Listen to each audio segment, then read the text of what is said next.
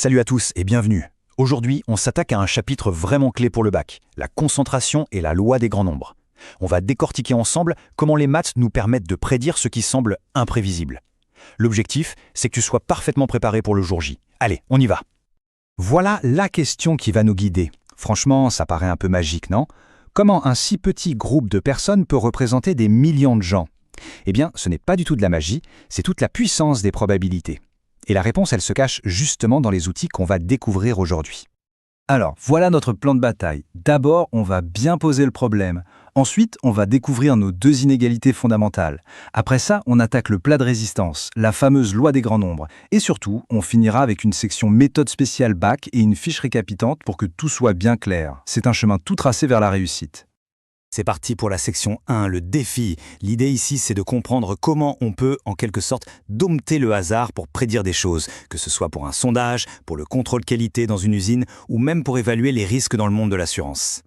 Avant toute chose, un petit rappel rapide de ce que tu as vu en première. L'espérance E de x, c'est en gros la valeur moyenne à laquelle on s'attend. On peut voir ça comme le centre de gravité de nos résultats. Et la variance, V de x, elle nous dit si les résultats sont bien serrés autour de cette moyenne ou au contraire s'ils partent dans tous les sens. C'est vraiment la base de tout ce chapitre. Ok, section 2, la boîte à outils.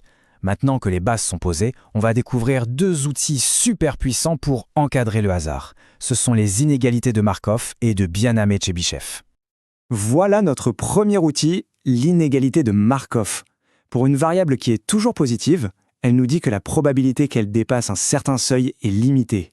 C'est une première estimation, c'est déjà utile, mais son défaut, c'est qu'elle n'utilise que la moyenne.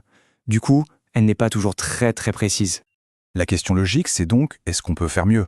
Bien sûr que oui. Imagine que les points à gauche représentent des données avec une petite variance, bien groupée, et ceux de droite, une grande variance, très dispersée. C'est évident que si on connaît cette dispersion, on devrait pouvoir faire une estimation beaucoup plus fine. Et c'est là qu'intervient notre deuxième outil. Et là voilà, la fameuse inégalité de Bianame-Tchebyshev. Regarde bien la formule. Elle nous donne une borne, une limite, à la probabilité que notre variable x s'écarte de sa moyenne, E de x, d'une distance plus grande qu'un certain delta. Et le point absolument crucial, c'est qu'elle utilise la variance V de x. Et ça change tout en termes de précision. Ce tableau, il résume tout parfaitement. À gauche, Markov, c'est simple, ça ne demande que l'espérance, mais l'estimation est un peu grossière. À droite, Bianame-Tchebyshev, beaucoup plus puissante parce qu'elle intègre la variance pour nous donner une borne bien plus juste. La leçon à retenir, c'est simple, plus on a d'infos sur notre variable, plus nos prédictions sont précises. Section 3, le coup de maître. Bon, là on arrive au cœur du sujet. Qu'est-ce qui se passe si on répète une expérience un très grand nombre de fois? C'est précisément là qu'intervient la célèbre loi des grands nombres. Pour bien piger ça, on doit définir un nouvel objet, la moyenne aléatoire, qu'on note M indice n. C'est tout bête en fait, c'est la moyenne des résultats que tu obtiens après avoir répété n fois la même expérience. Par exemple, c'est la fréquence de pile que tu obtiens après 100 lancers d'une pièce. C'est exactement ça qu'on calcule dans un sondage. Maintenant, le coup de génie, on applique notre super outil Bianame-Tchebyshev, non pas à x, mais à cette moyenne aléatoire Mn. On obtient alors ce qu'on appelle l'inégalité de concentration. Elle ressemble beaucoup à la précédente, mais regarde bien le dénominateur. Il y a un n qui vient d'apparaître, c'est le nombre de répétitions. Et ce petit n, il va absolument tout changer. Alors, je te pose la question. Regarde bien ce terme à droite de l'inégalité. Qu'est-ce qui lui arrive quand n, c'est-à-dire le nombre de lancers, de personnes sondées ou d'essais, devient immense? Genre quand n tend vers l'infini. Eh oui, c'est aussi simple que ça.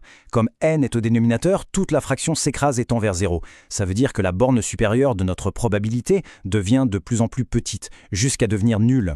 Et ça, c'est une conséquence absolument fondamentale.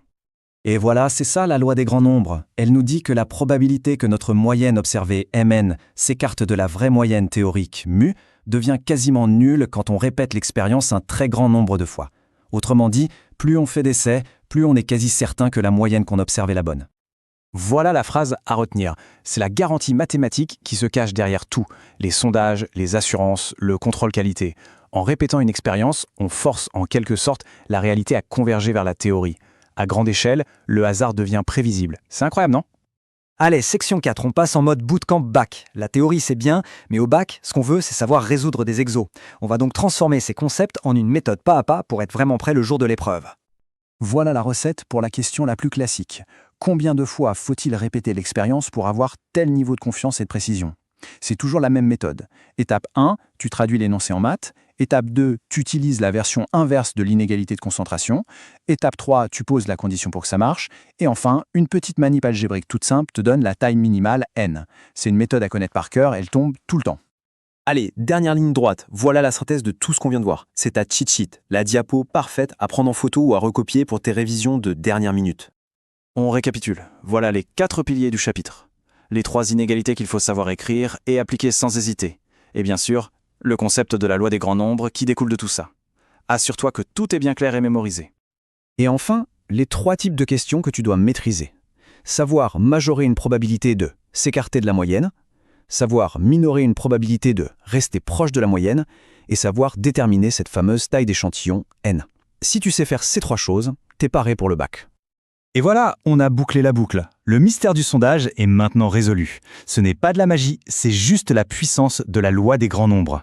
Tu as maintenant tous les outils pour comprendre ce concept fondamental et surtout pour l'appliquer.